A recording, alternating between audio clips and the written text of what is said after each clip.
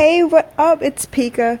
Friday night over here in Singapore, and looking at a long, long weekend. One of two in a row, actually. So next weekend's gonna be doubly long. If that's a word, that doubly long. Worse. Next weekend's gonna be worse. This weekend's all right, I guess, but it's gonna start really early. So, podcast is kind of on time again.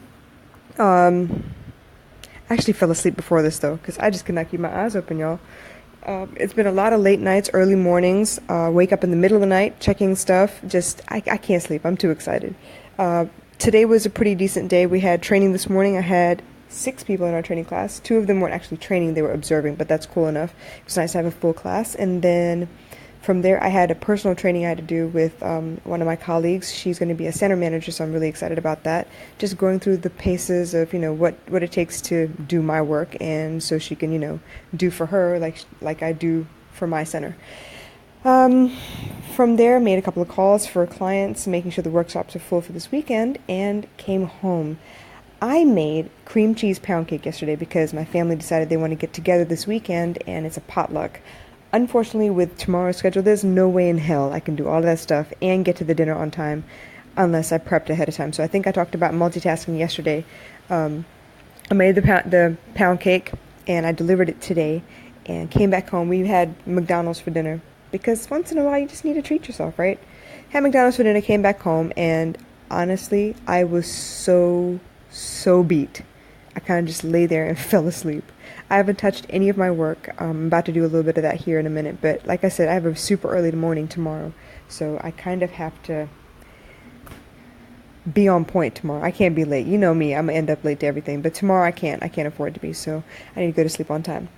I want to talk to you about faith and fear. Now, I think I've mentioned what my goals are for November, and I keep looking back at where I was and where I started and where I am now. And part of me is like super excited, super confident, like, yeah, I could get this, just watch me work. And then there are moments where I'm like, I think I bit off more than I can chew. My eyes were bigger than my stomach, and yeah, I'm going to fail. So I want to talk to you about faith and fear, mostly because that thing has been going through my mind a lot. I flip-flop a lot. I know all of you do as well at some point or another. But I do it a lot, and it's annoying to me because I can see when I'm wasting time being afraid. But for some reason, I can't control the monkeys in my mind, get them, just to calm down and sit in a corner somewhere so that I can get my work done. So that is the most frustrating part for me. What I need y'all to understand is you can't have both at the same time. I don't know if you've ever realized that. You can't have faith and have fear at the same time. It's either one or the other, which is why sometimes you're in a mood where you're just fearful, and sometimes you're in a mood where you're unstoppable, but never the twain shall meet, if that makes sense.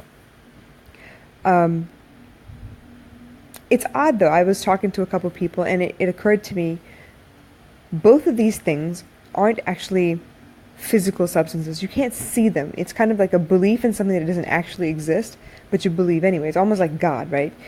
Faith. Faith is God, right? You believe in something, that someone's taking care of you, that there is support, that there is guidance, that, the universe will bring to you that which you need most when you need it most.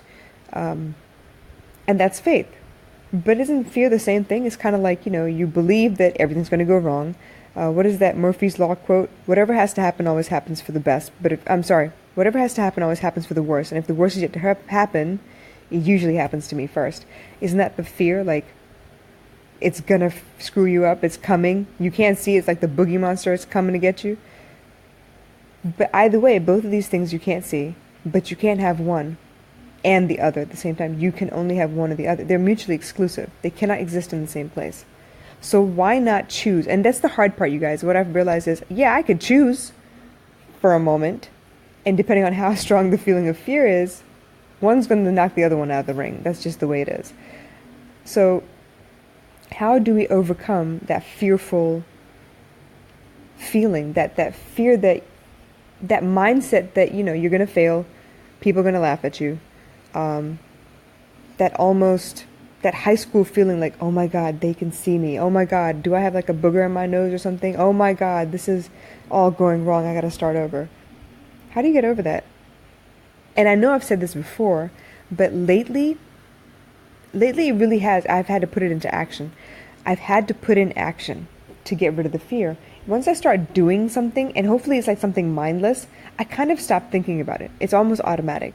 Like I've mentioned before, lately I've been transcribing stuff, right? I've been putting together worksheets, copying worksheets from hard copy to soft copy, correcting things, speaking to people. I love speaking to people. When I stop and, take a breath and open myself up to whatever conversation is available, I stopped thinking about my situation. I was having a conversation with a close friend of mine, and he's going through a tough time as well. He is in so much pain and is so upset about the situation that he's in that his body is manifesting pain. Whenever he thinks about the situation, his body is manifesting pain. And I spoke to him and I was like, you know what? So what's going on? He said, no, I'm just confused and I hate the situation and I'm having migraines again. And I said, you know what? I think the best thing for him, because I know him pretty well now, I think the best thing for him is for him to go off and visit. He has a habit of visiting. It's like an orphanage, basically. He loves to be around kids. He loves to give whenever he has time to give, money to give. And he never shows up empty-handed. So what he usually does is he will save up some money and put it aside. And when he has a chance to take that trip to go see these kids at this orphanage, he will buy ice cream or food or whatever it is, and he will go there and feed everyone and just be around the kids. Something about being around kids where they're not really judgmental. I mean, they do say the darndest things sometimes, but they're not really judgmental. They're actually concerned, and that's why the first thing that they see is what comes out of their mouth. So I basically told him, look, from what I know of you, the best thing that you could do is to take a breath and go there. Go be away from everything that's upsetting you, like house, family, work, whatever. Get rid of all of that stuff. Put it on a back burner right now and go visit these kids. Go talk to them. You never know what one of them may say that will spark the beginning of the solution of whatever it is you need.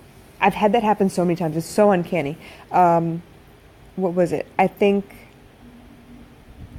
I can't remember now. I think I was talking to Cheryl, Miss Cheryl Chapman. She kind of has popped into my life recently, but she's one of those people that I don't know what I would have done without her. And I've only known her like, I don't know, 2-3 weeks, Cheryl, like really gotten to know you. Anyway, I was having a conversation with her. She was telling me about her life. I was telling her a little bit about my life. And the more and more that we found in common, and the more and more she explained about the things she did, the way she saw the world. Sorry, I dropped the phone. What she felt about, how to get around the world, being resourceful, living in different countries, having been away from drama for a while, and being happy with the way accepting who she is, happy with the way she lives her life, changing gears when it comes to work because it no longer suited her the way she wanted to, so she stopped trying to climb that ladder and everything worked out for the best. So these are the kinds of things that we talked about, and somehow along the way it brought tears to my eyes. It kind of it moved me.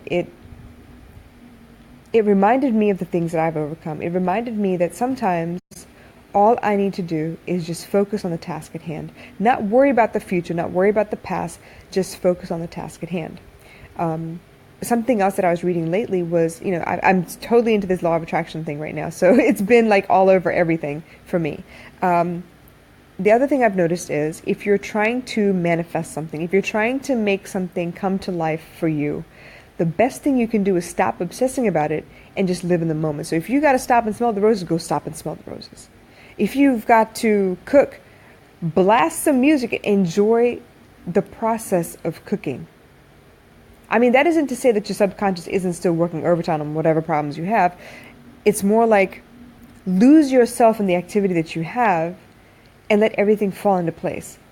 It's almost like when you want to obsess about whatever it is that you want. Let's say you want, I don't know, an extra $400 to cover some pop-up bill that you didn't even see coming. Excuse me, I'm so sorry. So it was a pop-up bill that you didn't even see coming, and suddenly you need an extra $400 to cover that shit. And you need to manifest that. You need to ask God, look, I don't know how I'm going to do this. I don't know how to get through this next change. Please, I am asking for your guidance so that I can get to the next checkpoint, basically. Get past this and to the next checkpoint. So the best thing you can do is say it out loud or write it down, whatever, or think it, just Focus on that feeling for about 17 seconds, right? Let it go, and then go do something. Go do something where you can lose yourself in that activity. Whether it's reading a good book, lose yourself, get immersed in the imagery of the book and the contents, the plot, the characters, the twist, whatever it is. Just get lost in the moment. Go watch a movie. I do that a lot, actually. I will watch a movie, and most times I will have one movie in mind, but by the time I pick a movie, it'll be something completely different. But somewhere in that movie, there was a message I needed to hear. Sometimes if it's not a movie, if I gotta cook, I will put on the daily mix on my Spotify. And somehow or another, there will be a pattern of songs with a particular message that keeps recurring. And there I will get my answer, like what I need to know or what I need to focus on for my highest and best good, basically. So I hope that makes sense. Lose yourself in the activity. Lose yourself in whatever it is that you have to get done. Because obviously, whether you want to sit and fret or if you want to boast about yourself or call everybody and congratulate everyone, whatever it is you're trying to do, whatever it is, whatever thought it is that's consuming your time, I bet you there's a list of things you still need to get done. So why not get cracking on that list? Okay? Lose yourself in the activity of doing those things, finishing up that list, so that the universe can kind of deliver whatever it is you want. But please remember that faith and fear cannot exist in the same plane. They are mutually exclusive. You can have one or the other. You can't have both. You can't have both. It's just like you can't love someone and hate them in the same moment. There's no way. You can do that in the same day. Yeah, absolutely. But you can't do it in the same moment. You can't. You either love them or you don't. You're either afraid or you feel confidence.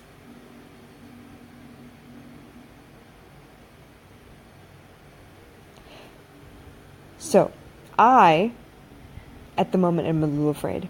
I am afraid of getting exactly what I've asked for.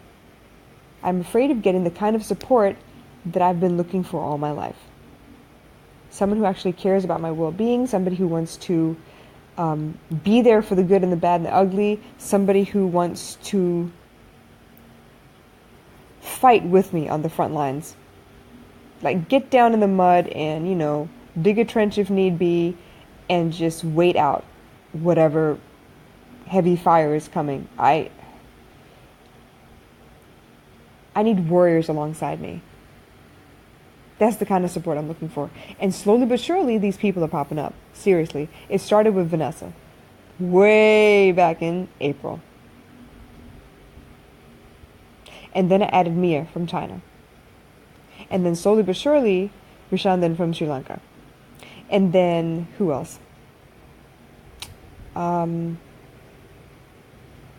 Kamisha lately.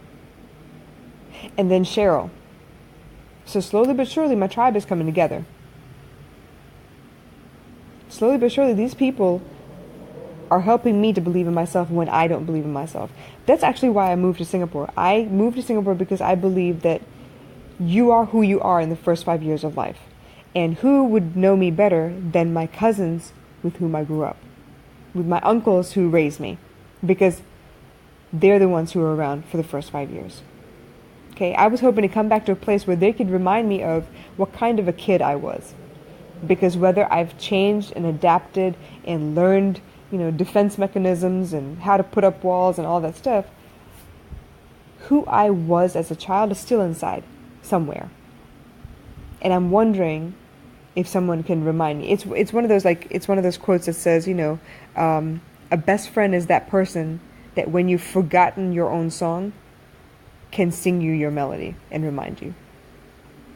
That's what I want. That's what I want in a tribe.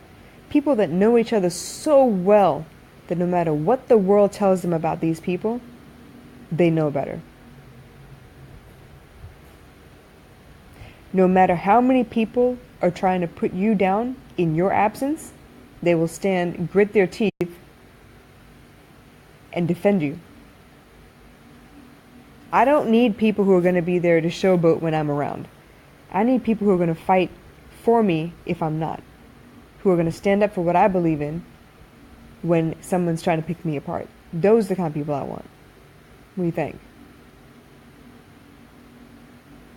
So I am a little afraid because I've never had this before, and I'm wondering, you know what, when's the other shoe going to drop? And yes, that is a habit of mine. It's a very bad habit of mine because in my life, the universe has shown me that the other shoe does drop. But I'm trying to believe different now. I'm trying to believe in the fact that there is a kind and supportive universe. I'm trying to believe different, hoping that that will change everything for me too. So instead of being afraid of what's going to happen, instead of being afraid of, oh God, did I tell them too much? Are they going to backbite me? Are they going to steal my ideas? Are they going to, share what I've told them and then laugh at me behind my back? These are the things I worry about. Yeah, it's stupid, but I do. But instead of worrying and fretting about those things, instead of spending time unnecessarily worried about those things, what I'm trying to do is keep busy. And not just busy for the hell of being busy. Busy as in productive busy. Because there's still stuff I need to get done. I make my own deadlines, which is the dangerous thing ever, most dangerous thing ever, because I can adjust the deadline then. Which means if I say, yeah, this is due this week, if by some strange chance I miss the deadline, I don't have to punish myself. I don't have to tell myself off. I don't have to write myself up. It's kind of like, well, fuck it, never mind. I'll just do it next week then. Which is dangerous because that could go on forever, right? You know it. I know it. We've done it before. This is what happens with New Year's resolutions. Yeah, January 1st, damn it, I'm going to sign up and go to the gym and next week. I can do next week. It's okay. I got it next week. So, faith and fear cannot exist in the same plane. And honestly speaking, being busy, being productive, seriously, can take your mind off of things. If you need to go and weed your garden, go do that, but lose yourself in weeding your garden. Don't sit there and sit in front of the weeds and think. Go pull up some weeds. Go pay attention to whatever it is you're doing. Something that's kind of a little detail oriented. If you need to make a spreadsheet about something, I don't know, go do that. If you need to schedule stuff, go do that.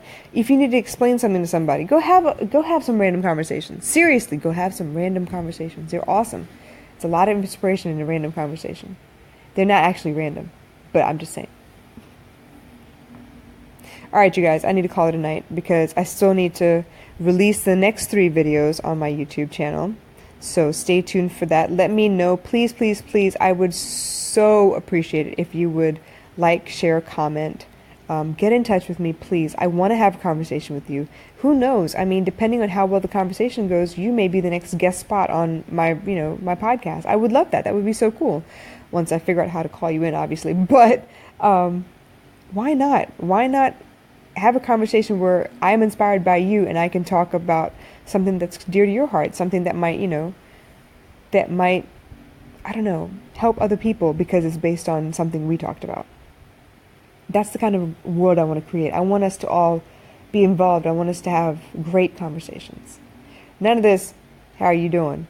Hey, what's up? Hey, stranger. None of that shit. Okay? Hit me up. Let's talk. But in the meantime, I am going to sail over here to my computer and drop the next 3 podcast episodes. So tonight it will be, 4, 5, and 6. So I'm starting way back at the beginning. And I'm hoping it's interesting to you and exciting to you because it is super exciting to me and I really don't have any idea what I'm doing, but I'm going to try it anyway. Okay? Wing it. Let's say yes and wing it. All right, my loves. Y'all take care and I will catch you tomorrow. Thank you.